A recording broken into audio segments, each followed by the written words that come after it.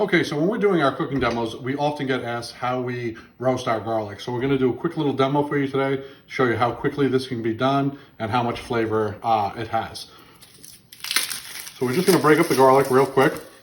One of the reasons why we roast the garlic at the end is because the potency of raw garlic, eventually this social distancing will be a thing of the past. And you don't want to be somebody that reeks of garlic when you're talking. So when we cook this out, it's milder flavors and it just it's easier to add into recipes.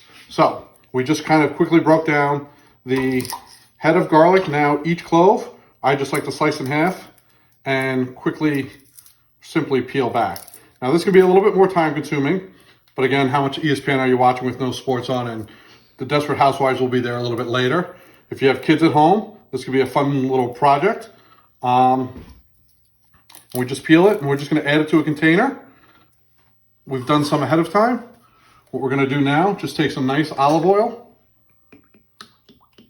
We wanna just pour over so that it's filled to the top. And this is gonna give us a garlic infused olive oil as well. So now that that's covered, we'll take a little bit of aluminum foil.